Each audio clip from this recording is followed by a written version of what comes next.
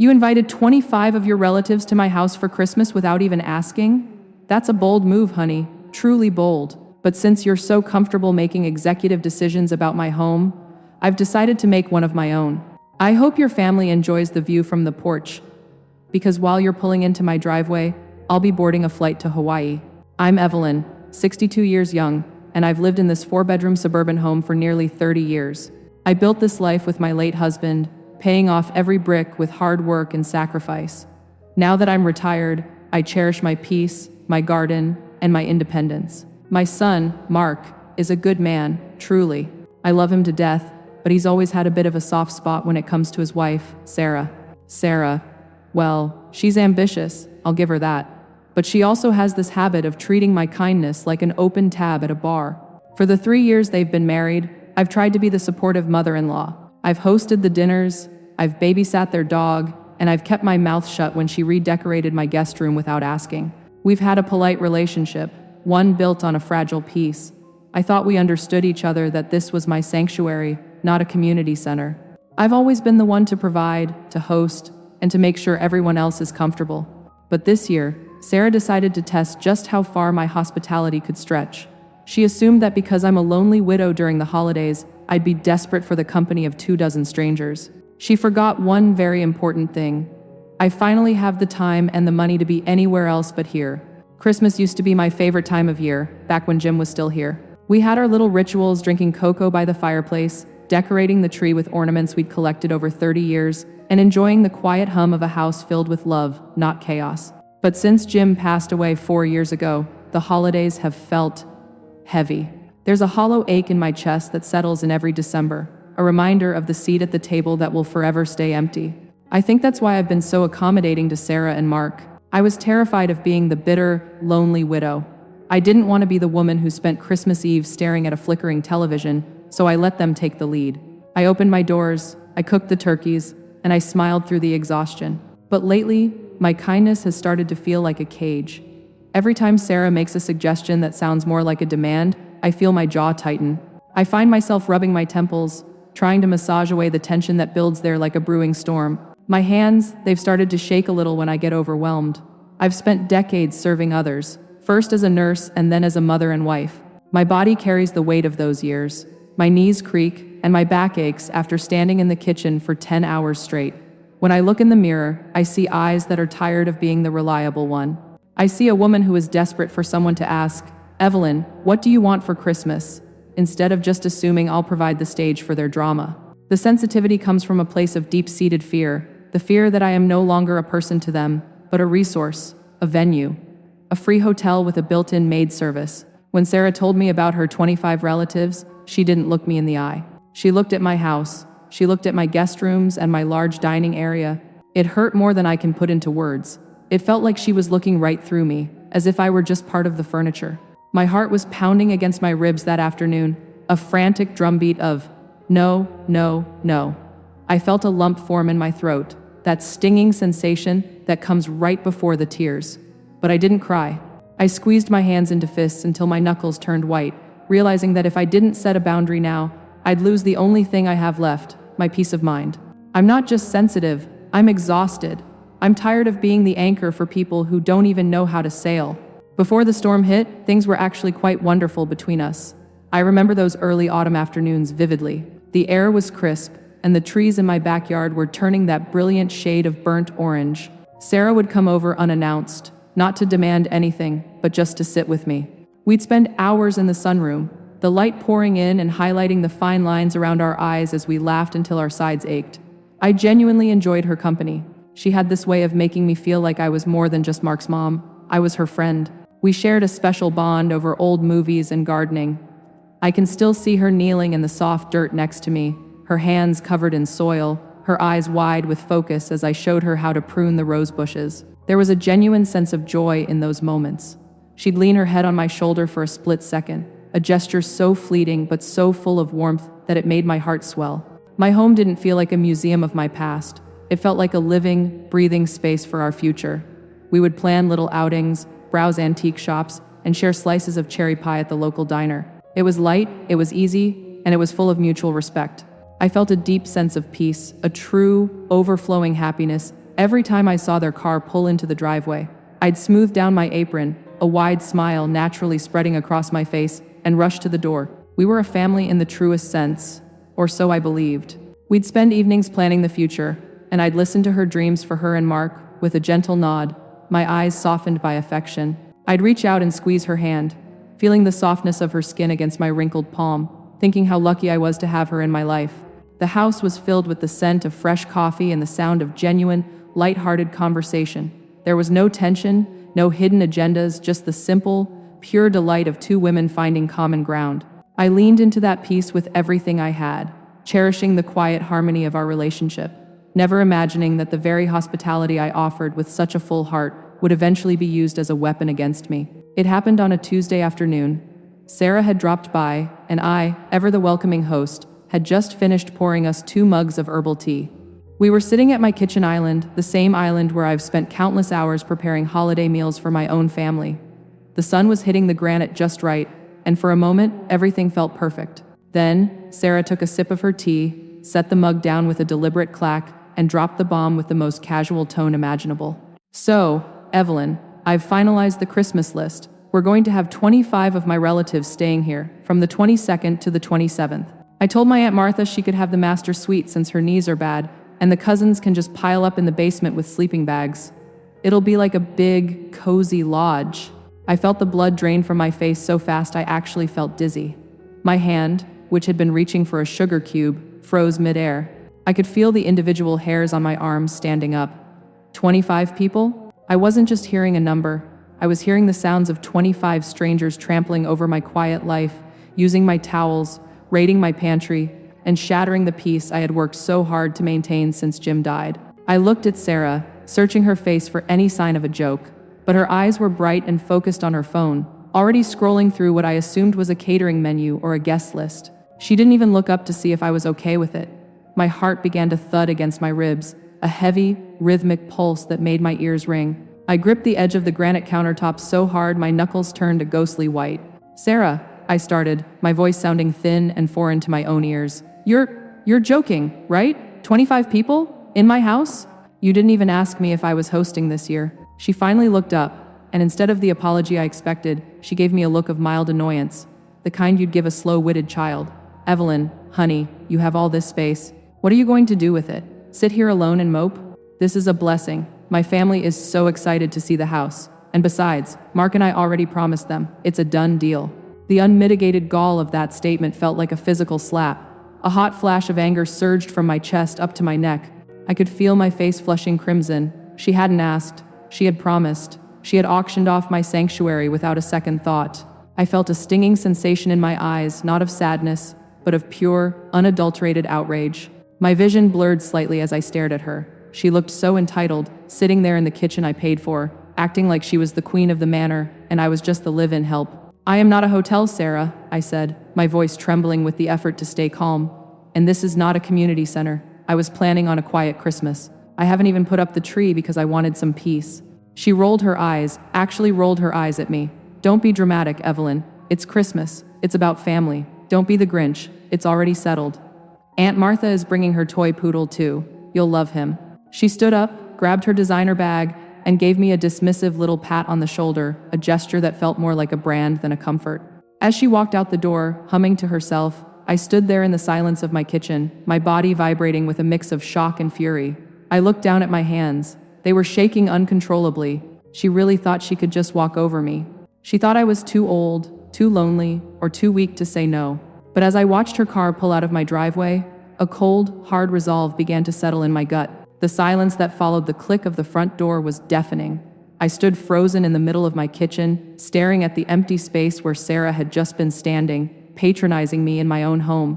My breath was coming in shallow, jagged hitches, and I could feel the heat radiating off my cheeks. Aunt Martha in the master suite, the very room I shared with Jim for 3 decades, the room that still smells faintly of his aftershave and the cedarwood chest at the foot of the bed. The audacity of it felt like a heavy weight pressing down on my lungs, making it hard to draw air. I walked over to the kitchen window and watched Sarah's car disappear around the corner. My reflection in the glass looked like a stranger's. My eyes, usually soft and welcoming, were narrowed into hard, glittering slits of flint. My mouth was a thin, tight line. I looked down at my hands, they were still trembling, but the fear was being rapidly replaced by a cold, sharp clarity. I realized in that moment that if I allowed this to happen, I would never truly own this house again. I would be a guest in my own life, a ghost haunted by the living. I wandered into the living room and stopped in front of the fireplace mantel. There was a framed photo of Jim and me from our 25th anniversary. We were on a beach in Maui, sun-kissed and laughing, the Pacific Ocean, a brilliant turquoise behind us. I reached out, my fingers tracing the cool glass over Jim's face. I could almost hear his voice in my head, that low, rumbling chuckle he had. "Evie, don't let him push you around. You've earned your peace." A single tear escaped and rolled down my cheek, but I didn't wipe it away. I let it fall. I thought about the sheer logistics of 25 people, the noise, the mess, the invasion of my privacy, the way Sarah had looked at me not as a mother, but as an obstacle to be managed. She didn't want a family Christmas. She wanted a free venue with a built-in caterer. She thought I was too lonely to say no. She thought my grief made me weak. That's when it clicked. A sudden, electric jolt of rebellion surged through me, starting in my toes and vibrating up to my scalp. Why was I standing here vibrating with anxiety when I had a bank account and a passport? I felt my posture straighten, my shoulders pulling back as if shedding an invisible shroud. I wasn't a victim of her blessing. I was a woman with options. I grabbed my laptop from the coffee table, my movements now swift and purposeful. I didn't hesitate. I didn't call Mark to complain. I didn't text Sarah to argue. I went straight to a travel site. I remembered an email I'd seen a few days ago about a luxury resort in Kauai, the Serenity Package. Spa treatments, private lanais, and, most importantly, a strict no children, no crowds policy. As I scrolled through the photos of palm trees and starlit beaches, I felt a genuine smile, a real one, begin to pull at the corners of my mouth. My heart stopped racing and settled into a steady, powerful throb of excitement. I wasn't just planning a trip, I was planning an escape. I was reclaiming my Christmas. I looked back at the photo of Jim and winked. The trembling in my hands had completely vanished, replaced by a steady, ironclad resolve. I booked the flight. I booked the 5-star suite. I even booked a helicopter tour of the Na Pali coast for Christmas morning. I leaned back against the sofa cushions, a cold, calculated calm washing over me. Sarah wanted to host a grand family reunion in my house? Fine. She could have the house, but she wouldn't have me. And she certainly wouldn't have my help. I felt a surge of wicked satisfaction as I imagined her face when she realized that the venue didn't come with a hostess, a cook, or a key holder. The Grinch wasn't going to steal Christmas. She was going to take it to Hawaii. Justice isn't just a concept. It's a series of very deliberate, very satisfying actions. Once the flight to Hawaii was confirmed, I felt a strange, cold clarity settle over me. I wasn't the lonely widow anymore. I was a woman protecting her borders. Sarah thought she could colonize my home? Fine, but every colony needs a revolution. My first move was financial. For the past year, I'd allowed Sarah to have a supplementary card on my high-limit credit account. It was supposed to be for emergencies or household supplies when she ran errands for me. I logged into my banking app and saw a string of pending charges. $5 to $100 at a high-end grocery store, $3 to $100 at a liquor warehouse, and a massive order from a party rental company for extra folding chairs and tables. She was already spending my money to host her family in my house. My hand didn't even shake as I clicked deactivate card. I felt a surge of pure, electric triumph as the screen flashed card canceled. The emergency was over. Next, I called locksmith Larry, a man who had been taking care of this neighborhood for decades. I told him I'd had a security scare and wanted the entire house rekeyed, every single door. He arrived within the hour. As I watched him work, the metallic clink-clink of the new tumblers falling into place sounded like music to my ears. He handed me a set of heavy silver keys that felt substantial in my palm. Sarah and Mark had a spare key to the old locks, but as of 2 p.m. on a Thursday, their all-access pass to my life had officially expired. But I didn't stop there. If I was going to be thousands of miles away, I wanted a front-row seat to the drama I was leaving behind. I went to the local tech store and bought a state-of-the-art smart home security system, the kind with motion sensors and high-definition cameras that linked directly to my phone. I spent the afternoon installing them in the foyer, the kitchen, and the living room. I even tucked one discreetly on the bookshelf in the sunroom. As I synced the last camera, my phone screen bloomed with a crystal-clear view of my hallway. I adjusted the settings to extreme sensitivity. I wanted to hear every gasp, every curse, and every whine when they realized the doors were locked. The tension in the air was thick, but it was a tension I controlled. I felt like a grandmaster setting up a chessboard. I spent the evening taking photos of every room in the house, every vase, every piece of furniture, every rug. I wanted a digital record of my home's pristine condition, just in case Aunt Martha's toy poodle or one of those 25 relatives decided to get destructive. I emailed the photos to my lawyer, along with a brief note. I am traveling for the holidays. No one has permission to enter my residence. Please keep these on file in case of a break-in. Finally, I prepared the parting gift. I wrote a short, polite note on my finest stationery. It didn't mention Hawaii. It didn't mention the money. It simply said, I decided to take your advice, Sarah. Christmas is about family, and this year, I've decided to prioritize my own peace. The house is closed. I'm sure you'll find a lovely hotel for your 25 guests. Happy holidays. I taped it to the inside of the front storm door, right at eye level. As I packed my suitcase, tossing in my brightest sundresses and a bottle of expensive sunscreen, I felt a sense of exhilaration I hadn't felt in years. My heart was light, dancing a frantic little jig of joy. I looked at the new keys on the counter, then at the system-armed light glowing green on my security hub. The house felt secure, silent, and entirely mine. Sarah wanted to play a game of house? Fine. But she forgot that I owned the board, the pieces, and the property. I wasn't just leaving, I was reclaiming my throne. I took a deep breath, the scent of lavender and old books filling my lungs, and for the first time in weeks, I slept like a baby. I was sitting on my private lanai in Kauai, the sound of the Pacific waves crashing below me like a rhythmic lullaby, when my phone began to vibrate incessantly. It was the security alert.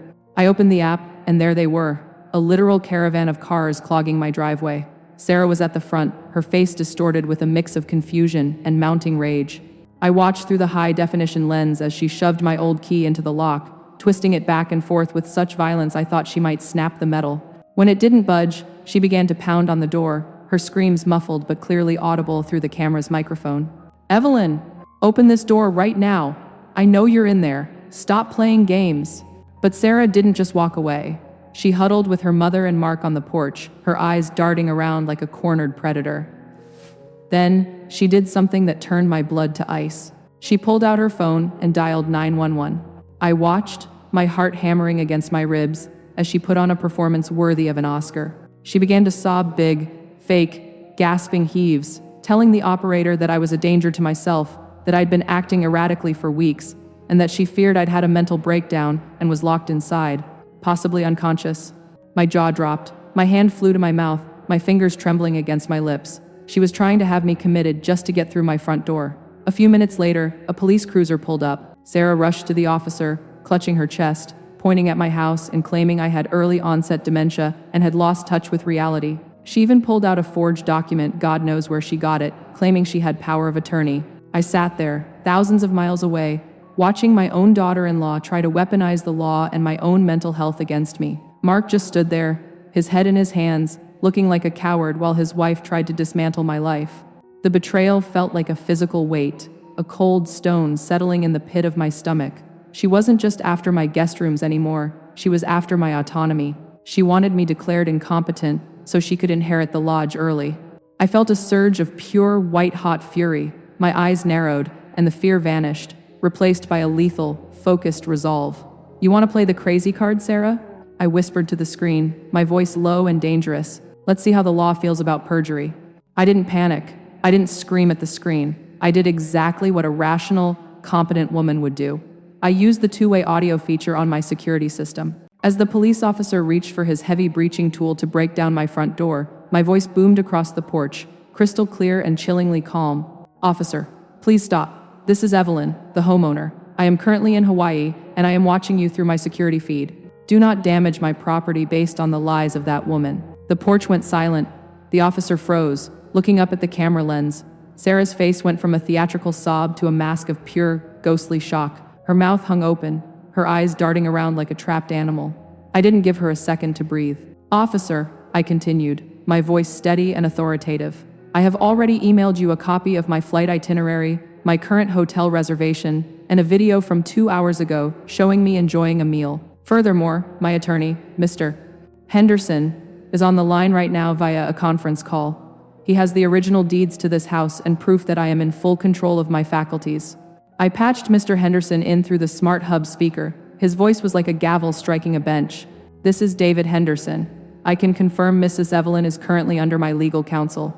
Any attempt to enter that home without a warrant which you do not have will result in a massive lawsuit against the department and a felony breaking and entering charge for those individuals on the porch. Also, I have been informed of a forged power of attorney document. I suggest you secure that document immediately as evidence of fraud. I watched Sarah's mother, the one who was supposed to stay in my master's suite, actually stumble backward. Mark looked like he wanted the earth to swallow him whole. But Sarah? Sarah tried one last desperate gambit. She lunged toward the camera, her face distorted with a terrifying snarl. "You're crazy.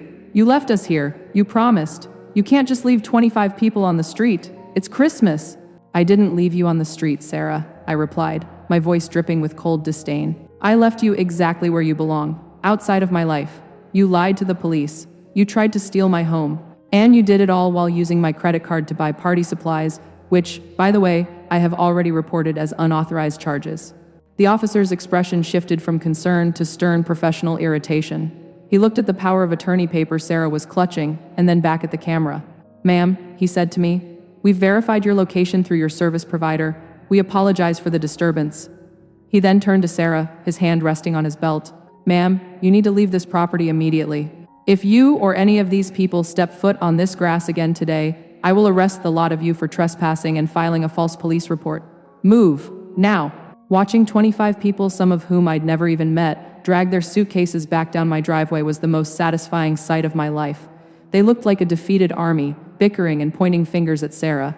Sarah was hysterical, screaming at Mark, who finally turned his back on her and walked toward his car alone. I sat back in my lounge chair in Kauai, the tropical breeze ruffling my hair. The truth was out. The masks had fallen. I had the law, the evidence, and the high ground. I watched the last car taillights fade from my driveway on my phone screen, and then I simply clicked the app shut. The silence that followed wasn't lonely. It was the sound of a hard-won victory. The screen on my phone went black, and for a moment, I just sat there in the silence of my Hawaiian suite. The only sound was the rhythmic, persistent pulse of the ocean and the distant trill of a tropical bird. I felt a strange sensation in my chest, a lightness so profound it almost made me feel dizzy.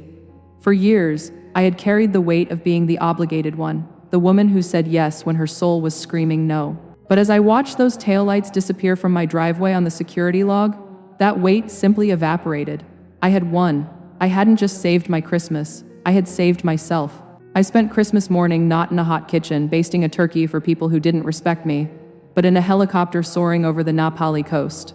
Looking down at the emerald cliffs and the hidden waterfalls, I felt like I was seeing the world in high definition for the first time in a decade. There was no one to please, no one to placate, and no one to manage. I was free. When the pilot banked the helicopter over a rainbow arching across a valley, I didn't reach for my phone to take a picture for Mark or Sarah.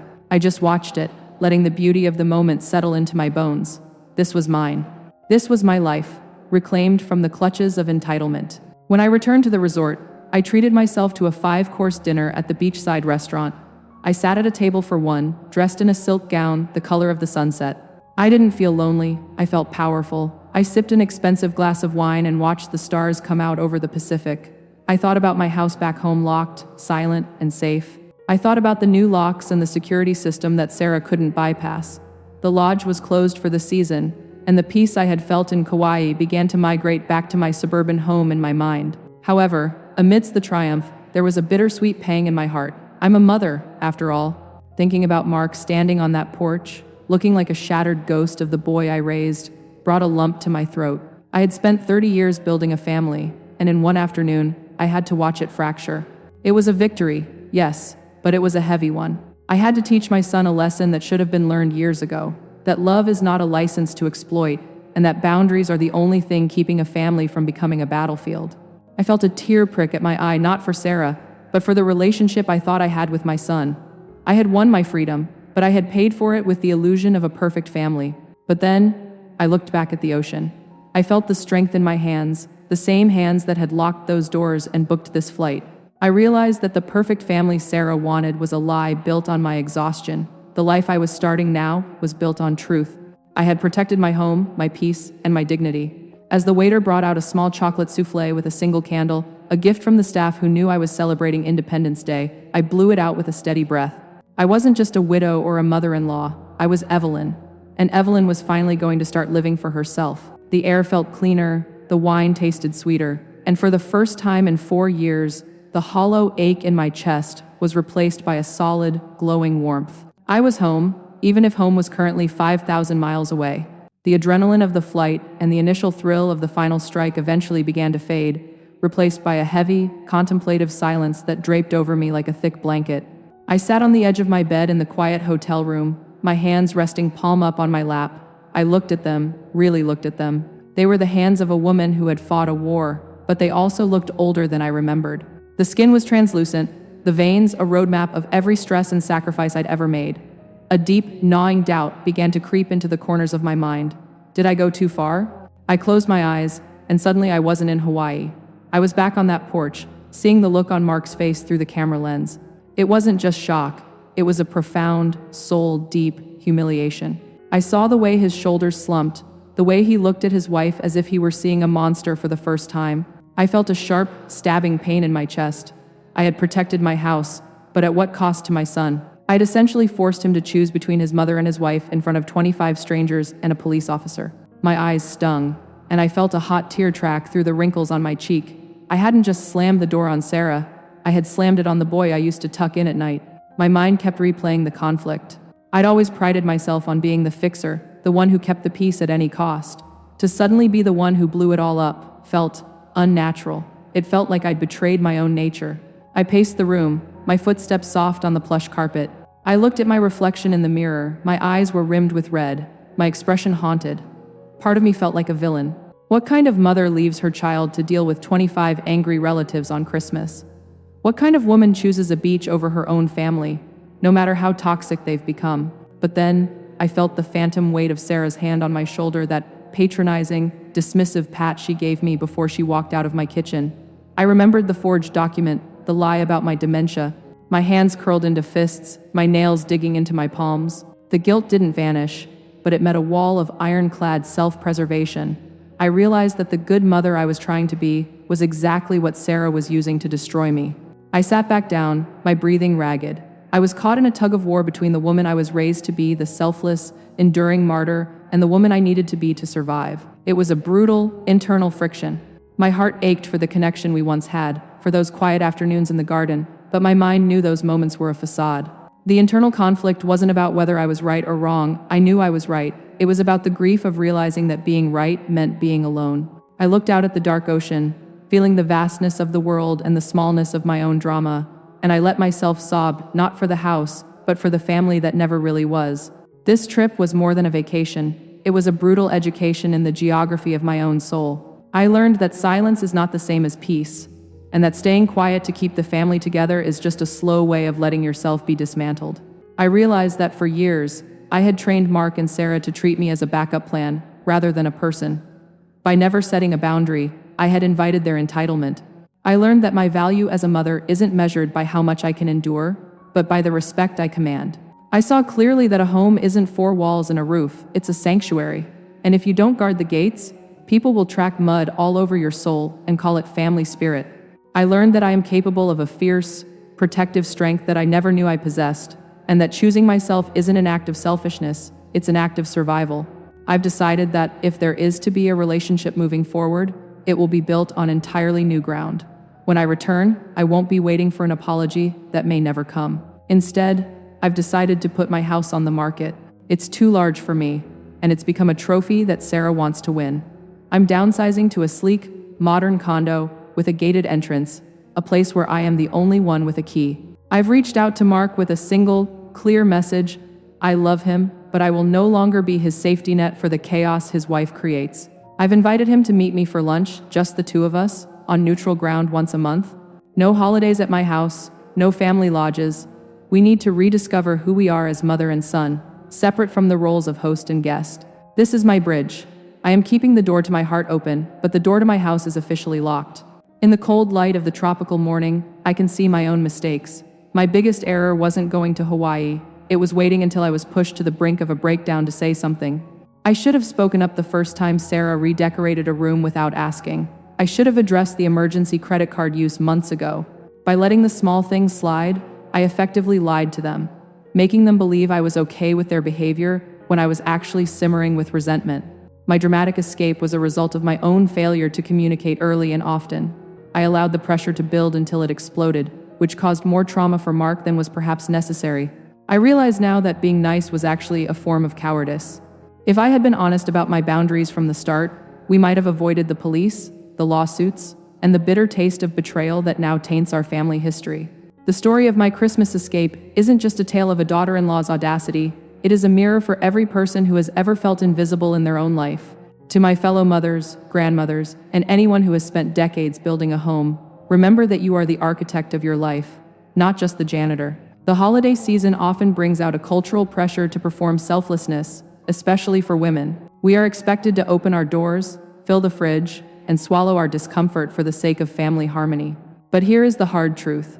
Harmony that requires your total erasure is not harmony at all. It is a hostage situation. Boundaries are not walls designed to keep people out. They are gates, designed to let the right people in at the right time. When we fail to set boundaries, we aren't being kind. We are being dishonest.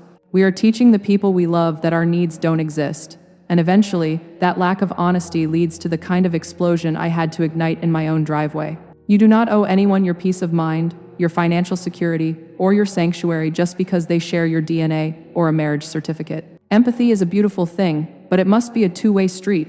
Sarah expected me to have empathy for her desire to host her massive family, yet she had zero empathy for my need for quiet and respect. Communication isn't just about talking.